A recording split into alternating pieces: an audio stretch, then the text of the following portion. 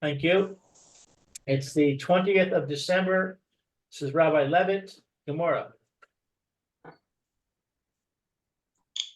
Okay. So,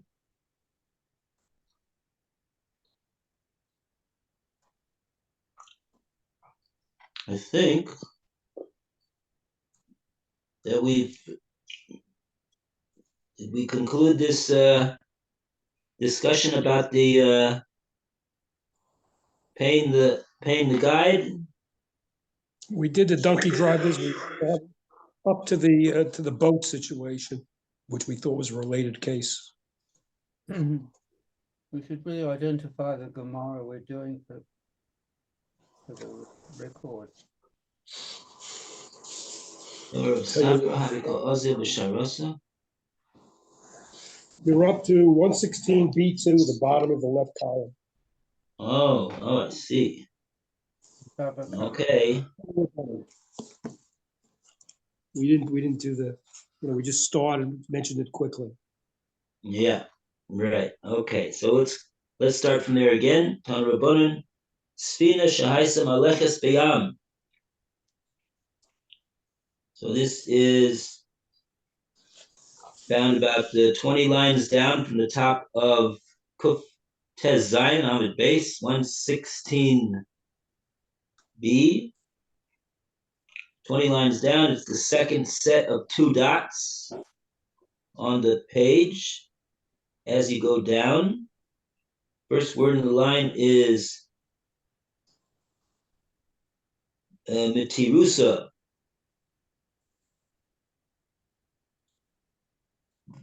The betray.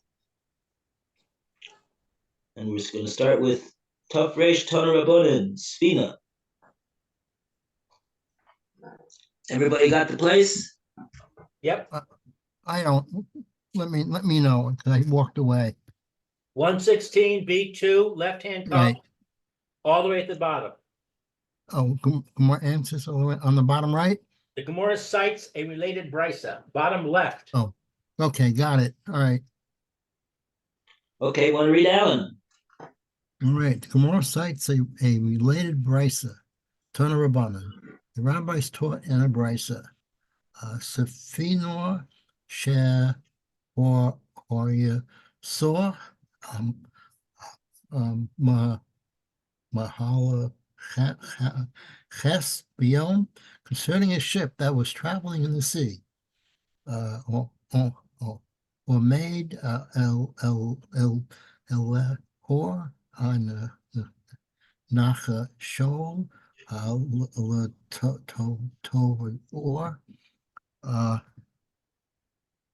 Torah or and a gale threatened to inundate it.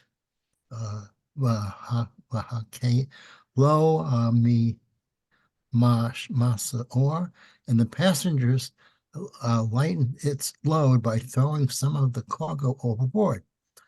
Machasha vin lefi may say we. They calculate each person's portion by weight. The ain machasha vin lefi mamon. They do not calculate by value. Below Shenu Mama Nor Hag Hasa Fornim. However, they should not deviate in this matter from the usual practice of the sailors. Okay. Good. And the footnote says, that is, we follow the prevailing custom among the sailors, whether it is to calculate according to weight or according to the value of some of the other measures.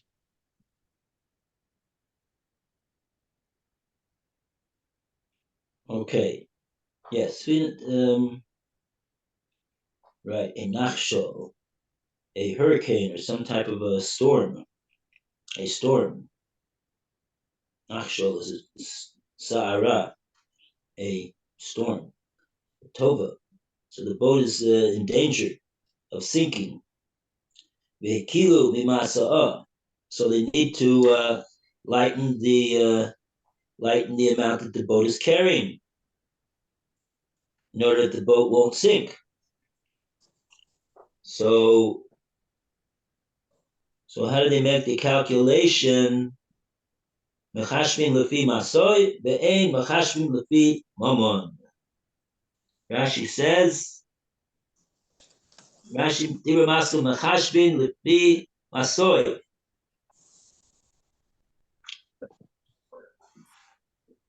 Phil, Yeah, I'm trying to find which space. Mechashvin Masoy, we go according to the weight. go according to the weight. Im him shlich ze mea litrin zahav, if he would cast aside 100 gold litrins, that's type of a coin. The shlich ze mea litrin barza, or he threw 100 liters, it's a certain weight of iron. So did he send gold overboard, or did he send over iron? It's still 100 liters, same amount.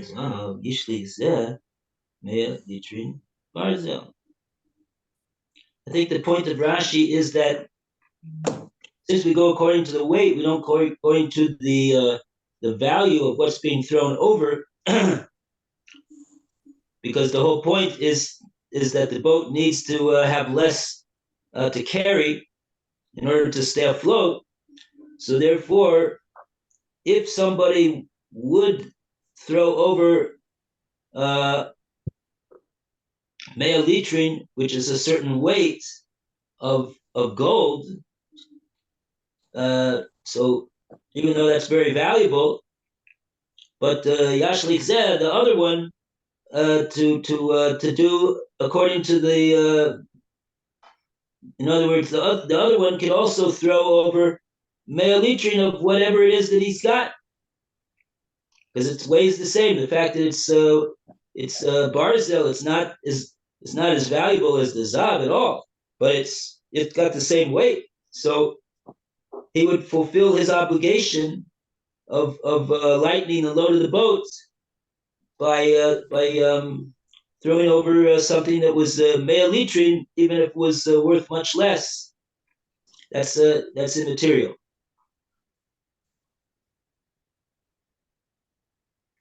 Doesn't have to match the value of the first one that threw over zav. Okay. And like Alan read from the note, it's all within the understanding that it's not conflicting with the prevailing business practice of the sapanim, the sailors and the people that are running the boat.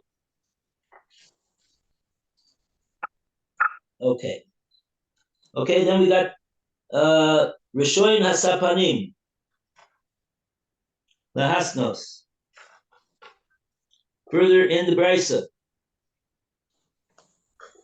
Roy, would you like to read further in the Brisa? In other words, start from the word. Yeah.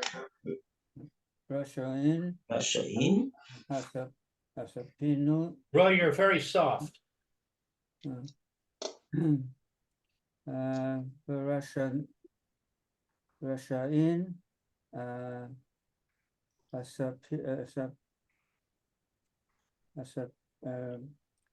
Fonim lehasanon shekol mi sha'avara lo sipina ya'amin lo sapina afares, and the sailors in the convoy of ships are authorized to stipulate amongst themselves that whoever will lose his ship, they will provide another ship for him. It's a bit more expensive than providing another donkey. And all who are party to the stipulation must abide by it, says the art scroll. Avara la bechosya. If a person's ship was lost to him through negligence, ein ma'amidin, they do not provide another ship for him. Shalal because if it was not through negligence that he lost it, ma'amidin law, they must provide another ship for him. The pirash, the makom, she'ain, hasafinos, halavin. And if he went off to a place where ships do not go, and he got his ship there, they do not provide him with another ship. Yeah, so the ships are traveling in a group, just like you have 20 men traveling in a caravan, so that they all make up this insurance policy between one another that something happens to their vehicle, so their donkey, they get insured. So too over here for the boats, there's a boat insurance that's being provided.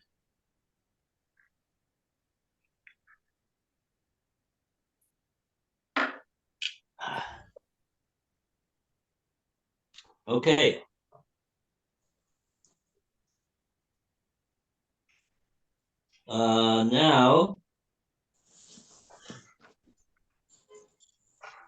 Now we go to list that that one boat goes off the route onto uncharted waters, that the boats don't go in that area that boat is traveling now. So if something happens to the boat over there, so there's no insurance for that boat either. Ein mamidin, they're not going to replace his boat.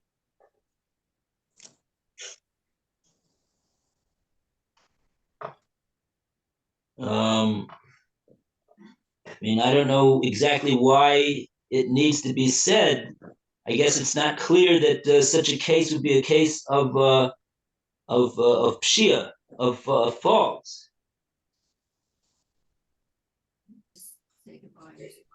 We already said in the brisa, if it's their fault, if they were posheya, if they didn't properly run their boat properly, and they did something that they shouldn't have done, so then there's no insurance. So then they went into uncharted waters, which seemed to be that would follow. We wouldn't need to be told that explicitly in the Mishnah. But okay.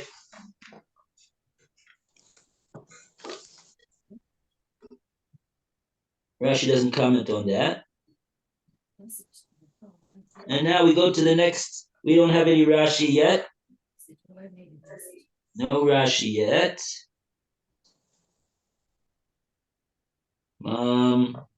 Okay, so now we go to the Gemora. Gemora asks a question over here. Pshita. Louis, you want to read Pshita? Yeah. Pshita. It is obvious. Lo tzricha. No, it's needed.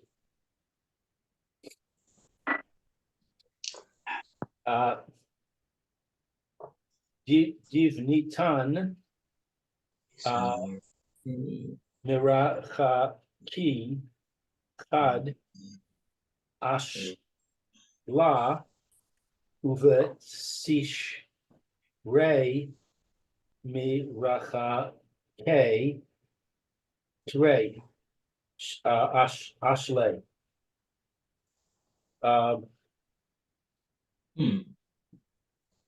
During Nisan, the ships distance themselves one rope length from the riverbank. And during Tishrei, they distance themselves 2 rope lengths. And he went during the days of Nisan to the place of Tishrei.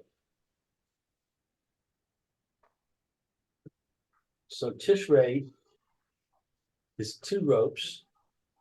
So during Nisan, instead of 1 rope, he did 2 ropes. Mahu disema dav shay nikat va'azil. You might have said that this does not constitute negligence, for he is simply following his routine of the previous months. The Brisa therefore informs us that this does constitute negligence. Therefore, he is not reimbursed by the sailors.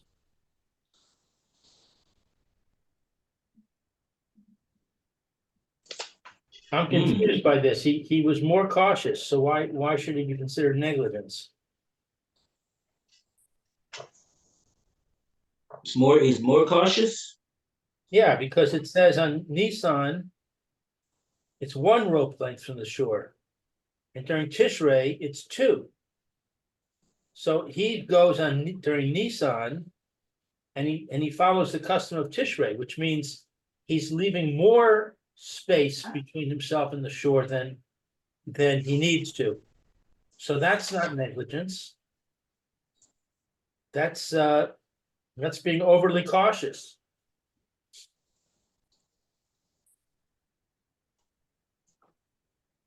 Okay, let's take a look. I'm not following exactly what the dynamics of the 1 rope length and 2 rope lengths are. First of all, we have to understand what the Gemora's question is when it asks Pshita. What is the Gemora saying is Pshita that doesn't need to be said? Maybe the Gemora is asking the question that I just asked. In other words, not asking altogether, why do we need to hear the case of the boats? We already know this from the case of the donkeys in the caravan. But maybe the Gemara is asking just this point that if he goes a place where a place where the boats don't go, so obviously that's he's at fault for that. So if something happens to the boat because he went to a place, he took the boat at a place the boats don't generally go, uncharted waters, let's say. So he's at fault, and they won't. There's no insurance on that. So the Gemara says Pshita. Obviously, why does the Brisa need to specify that type of that case? It's obvious from the principle that the Brisa has already said. If they're not at fault, they're reimbursed. If they are at fault, they are. They're not reimbursed. Pshita. If he goes in a place that the boats don't generally go, then he's at fault. So the Gemara is saying a case of no tzricha.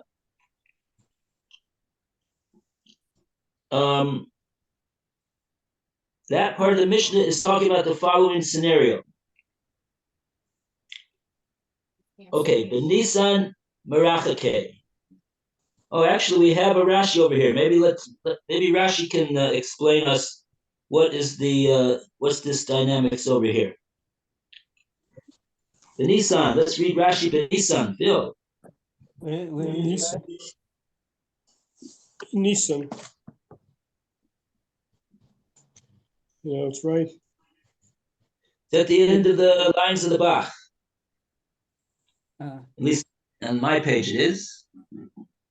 Yeah, Nissan by the Bach, in the middle of the Bach. Shagadal Nahar, so that the river grew. May Hapshara. Yeah, Sharash Shlagim. Okay, from the melting of the snow. Yeah, very good. So that makes the river Bigger. more water in the river bed. The Minha Gashamim, Merchakim, and from the rains from far. Chad.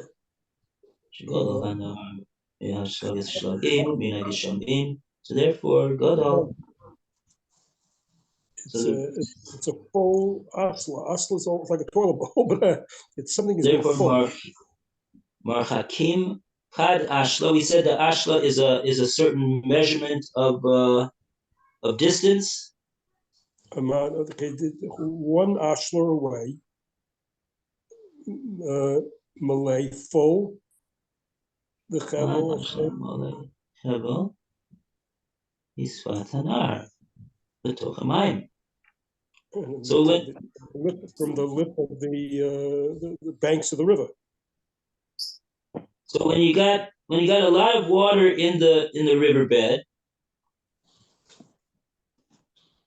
so therefore, so then you distance yourself only one ashla from the riverbank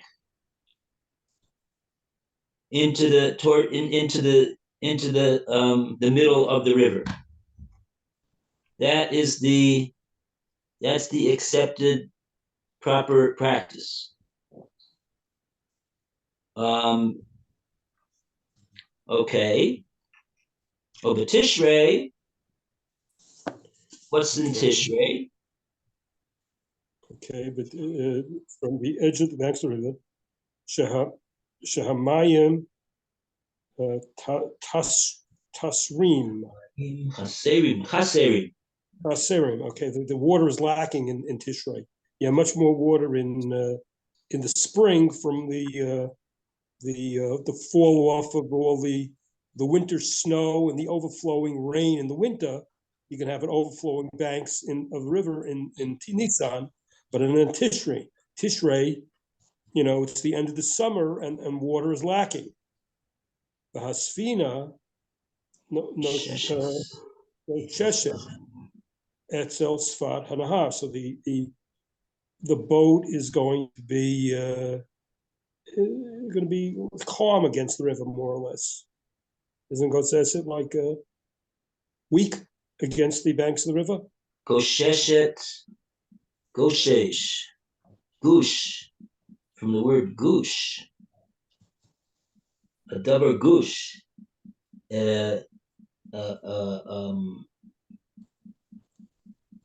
It's I think what it means over here is that since the water is there's not so much water, so relatively speaking, the closer to the waterbed you are, well, what's the problem over here? I think the problem is that we don't want that the boat should go too close to the river bank because it's going to get stuck. It's going to get the bottom of the boat is going to get stuck in the bottom of the river because there's not a lot of water that's filling up the river bed. And so therefore, in a case where you got a lot of water, like you do in Nisan, so then you don't have to distance. And I think the understanding is that the bottom of the river bed is it's more shallow, closer to the river bank, and it deepens as you go further out into the middle of the riverbed. So that's gonna affect where the proper place to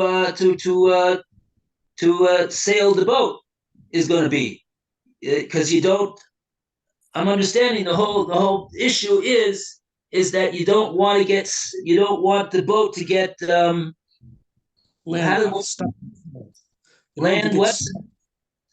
kind of like stuck. What do they call it when a boat, Yeah. gets stuck? What's that called? Grounded. Grounded. Okay. So it's going to get grounded, and then they're going to have a problem. I don't know if it's dangerous to have the boat grounded, but it's certainly maybe it could cause damage to the boat, and it could cause the boat to sink. I don't know. Yes, it could cause damage to the boat. It could make a hole in the boat or something like that, or a breakage in the boat, and then they really got trouble. We can understand. So they don't want the bottom of the boat to come in contact with the riverbed over there.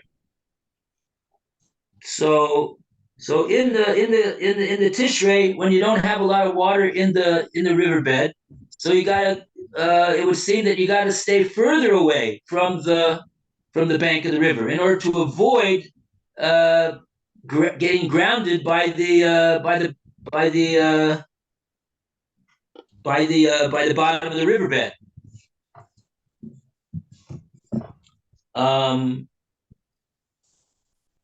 So therefore, Rashi's saying, "Betishrei shamayim chaserim v'asfina gosheshes etzel svata nahar."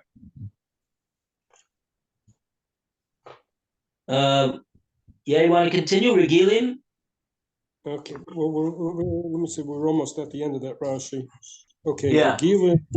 Therefore, it's common to distance yourself. The toch within the omek hamayim trey hasla, because therefore you have to the depth of the water. You should keep yourself 2 asla away. So Right. he was calling a rope distance. A certain distance he's keeping away further because he doesn't want to get stranded and grounded on the Grounded, right? too close to the whatever that's called, the riverbank. Has to stay a little further distance away. That's the difference Right. in Nissan and Tishrei. You have much Okay. less water after the summer, Nisan marchike ashla, Tishrei marchike trey ashle. Okay, and now so that's the situation that they're operating under, and then what's the case that we're talking about over here that the Bryce is alluding to, even though it doesn't say so explicitly. The Gemora said, "B'kol Ozil b'yomei Nisan l'makom Tishrei." He's going. The boat is going b'yomei Nisan during the time of Nisan. So the time of Nisan is when there's a lot of water in the riverbed, and so the accepted practice is to go only 1 ashla away from the riverbank, and he went further into the deep. He went further. He went l'makom Tishrei. He went further into the depths of the river. Twice the distance away from the riverbank, further into the depths of the river. So Lou is asking, so what's the problem? He's further away from he's even less likely to get grounded by the riverbed. So let's see if Rashi is perhaps the answer is, I don't know what the answer is because I'm not a sailor, but perhaps. Let's see if the next Rashi answers it. Okay, let's take a look at the Rashi. Yeah, Rashi might deal with this. He goes during Nisan to the place of Tishrei, the Emsa Mayim, in the middle of the water. Chazak. Oh, Yeah. in it, Hanahar Godel. It's a big river because it's Nisan. The Chazak and stronger Nitba. Okay, well that's like being drowned.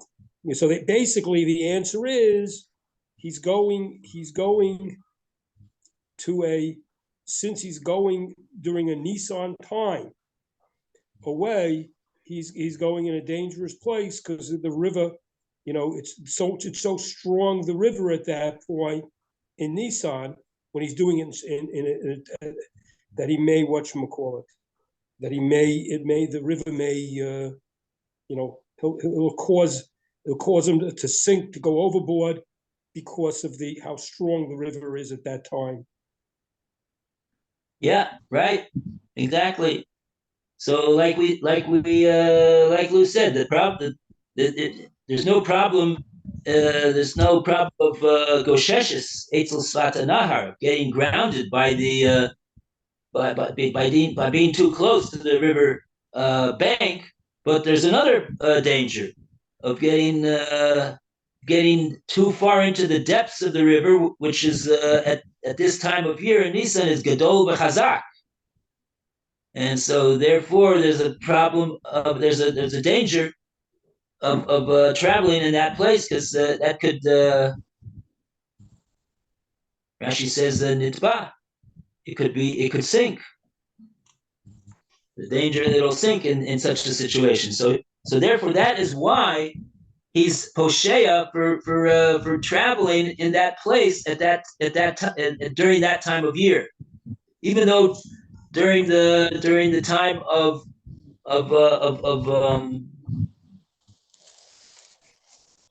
yeah. How does it go again?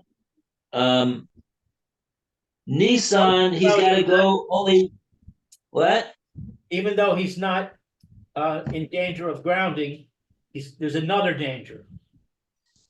There's a danger of the middle of the river being more treacherous, I guess, because it's fuller. Right. So even though during another time of the year this would be the ideal place to be, but now during this time of year of Nisan, it's absolutely not the place to be. It's not a safe place over there, and therefore he's at fault for going over there. Right. Right. And here Art Scroll used the proper word for this, capsize. That's the word they were using. That's what's in a sense happened.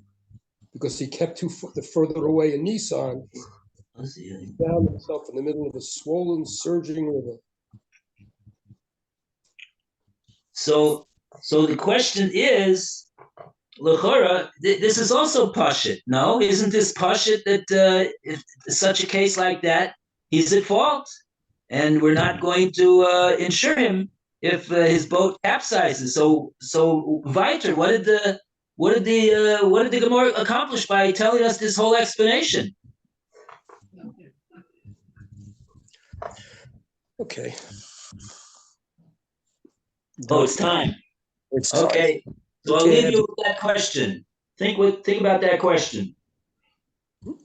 Thank you, Rabbi. Thank you. Bye-bye. All the best.